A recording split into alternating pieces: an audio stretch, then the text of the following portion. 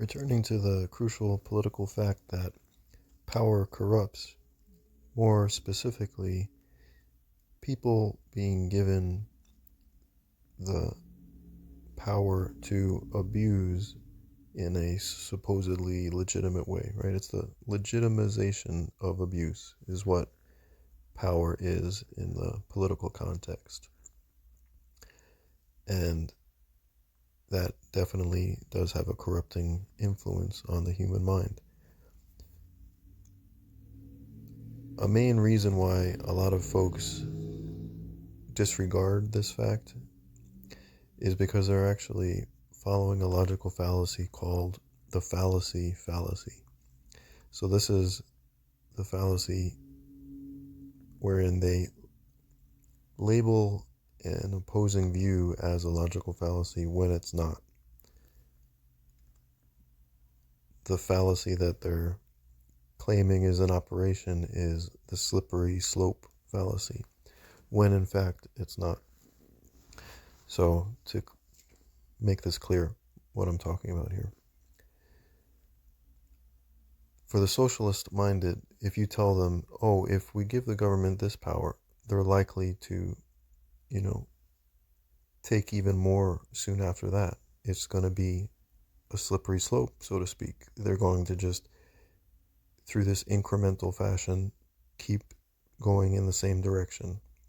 You let them censor free speech in this way, in this apparently minor way, they're going to add to the list soon thereafter of things you can't say. And that's exactly what they observe, what we observe currently. But I don't want to digress too soon. So they think that this idea that people that are given this free pass to be abusive don't increase the level of their abuse when they're given more and more leverage, you could say, on their abuse. They think that they're being logical by saying, no, that's the slippery slope fallacy. They may not say that specifically, but that would be the gist of what they're saying. Like, they might just roll their eyes and say you're a conspiracy theorist or something like that, or, oh, you're, exaggerating the likelihood of this dramatic result from this minor action by those in power. So I'll read you the definition of the slippery slope fallacy from a good book on logical fallacies. It says, quote, "This fallacy occurs when one erroneously argues that if a certain act or event takes place, it will necessarily lead to a chain of events ending in a dramatic or disastrous final result." End quote. So when people are speaking out against violations of human rights, say free speech, right to assemble, right to keep and bear arms, and they speak out against this, oftentimes the socialist minded, the programmed, would say, oh, you're overreacting, right? It's not going to lead to some, dystopia, they're just protecting the people, right? It's just a common sense safety measure, right? This is the kind of language they use with gun control oftentimes. It's just a common sense safety measure. They're not going to continue in that direction until they have a complete monopoly on firearms. No, they're just doing it, in these measured ways, which are completely reasonable, right? And have nothing to do with gaining more power and control over a population. So let me give you some examples of real slippery slope fallacies so it can help demonstrate the difference. So one example would be like someone saying, I want to get a really good jacket this winter because, previous winters, the ones I had didn't hold up, and so I think it's going to be worth investing in a warmer, higher quality jacket. And then the other person says to them, well, you can't do that, because if you buy that expensive jacket, then you're just gonna go on and go broke, transforming your entire wardrobe to all these fancy clothing items, and so you're gonna you know not be able to pay for basic necessities. You'll have all this nice clothing, but you won't be able to afford food and shelter, and you'll be homeless, and then you're gonna end up having to sell all your fancy clothes just to get some food, right? So that's a slippery slope fallacy. It's this ridiculous assumption that some reasonable act is going to lead to this dramatic negative outcome, right? So that's what the fallacy actually would look like. That's an example of the actual fallacy. Saying that when people given this unnatural power to be abusive are given even more in whatever incremental way, that they tend to continue in that direction, that is not the slippery slope fallacy, because that's a historical reality, like current event reality, and it's also based again on that fact that power corrupts. So the socialist minded who say, oh, that's the slippery slope fallacy, exercising or utilizing the fallacy in saying so, it comes back to ignoring that crucial fact of power corrupting. They don't think power really does corrupt. And they don't think that these abusive acts really are abusive in the first place, right? So they're in complete denial of the entire reality of the statement power corrupts. They don't think that what's being done is an exercise of unnatural power in the first place. And then they don't think it corrupts people either. So they're just completely foolish. They're completely disconnected from reality in this respect. And this is why socialist minded people end up under totalitarianism over and over again. And they then say, well, how did this happen? How did we end up with this like genocidal regime? And it's because they were, again, feeding that beast the entire time and not recognizing that what they thought were like reasonable measures of proper governance, or however they word it, were actually immoral acts of abuse.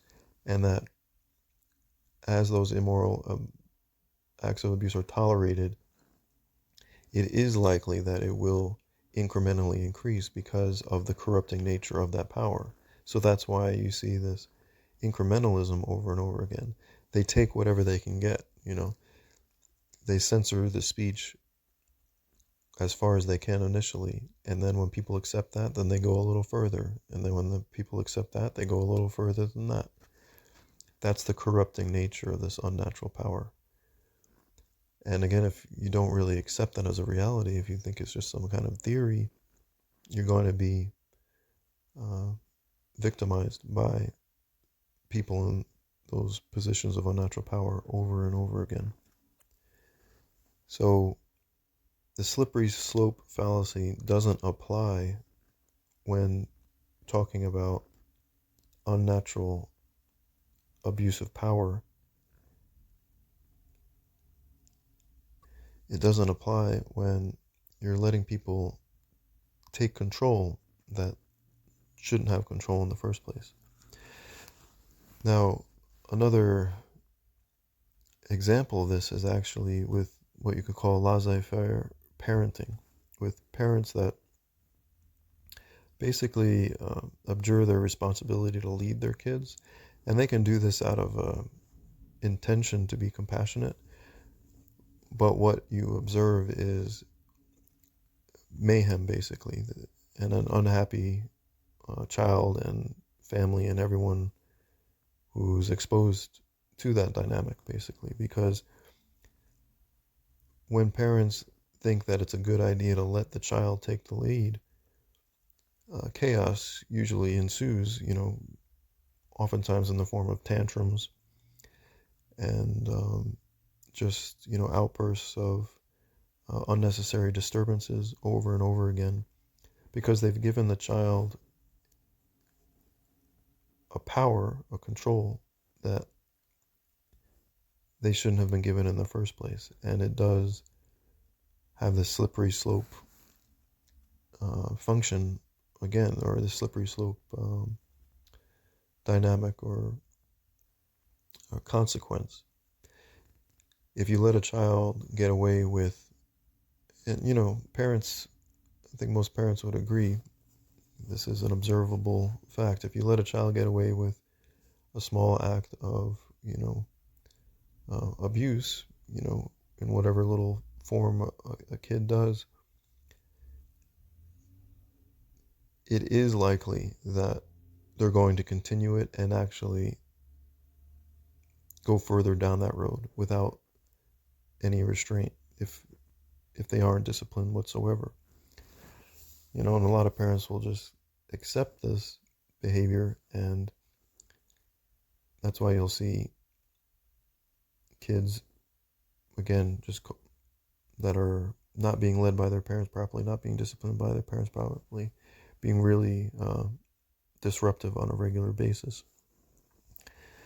And they're not actually happier as a kid for it, because giving a child this unnatural role of leader when they're not supposed to be, they're not capable of being the leader, that's the parent's responsibility. It's actually stressful for the child, and that's why you oftentimes see these tantrums, is because you've given them a role that they're not fit to fill, and so it's just mutually detrimental. So coming back to the social level, and comparing the two, the slippery slope fallacy is a reality. In other words, the slippery slope is real when we abjure our responsibility to lead either our children or ourselves in society, right? When we give others an unnatural power, that always does have a slippery slope effect. Things will continue to get worse unless you put it in check, unless you stop the incremental increase in abuse, incremental level of abuse, whether that's by child or whether that's by government. And again, that's because of the fact of unnatural power corrupts. So giving a group of people this unnatural power to commit abuses founded on the abuse of extortion, otherwise known as taxation, and then on top of that, many others, like disarming nonviolent people, pushing drugs and medical devices, invading people's privacy. It's interesting in these logical fallacy books, sometimes the examples are awful, like they're not accurate because whoever the author was socialist minded themselves. Like one of the slippery slope fallacies actually given in one of these books, I would identify as the fallacy. So they were saying, if you give the government the right to listen in on your phone calls, then it's just going to lead to, 24-hour surveillance of everyone all the time. And the author listed that as a slippery slope fallacy. Like, oh, well, obviously, from the socialist academic here, they're going to be thinking, well, it's no big deal. They're just looking for terrorists, and, they're not going to increase the level of surveillance, And then meanwhile, of course, that's exactly what did happen, right? Like, it's now just become kind of accepted that we've lost our privacy to the government altogether. But at first it started with, oh no, this is just listening for these particular bad guys. We're not going to be listening to everyone all the time. So, the author was exercising the fallacy, saying, oh, that's a conspiracy theory. You're too suspicious of government. And again, this naive perspective is based on their ignorance of the corrupting nature of power. So again, the slippery slope is real concerning political power. It's a historical fact. We can observe it happening in real time, and it just happens over and over and over again, because that is what the corrupting nature of that power is, right? Part of the definition of corruption, part of what the word corruption means is that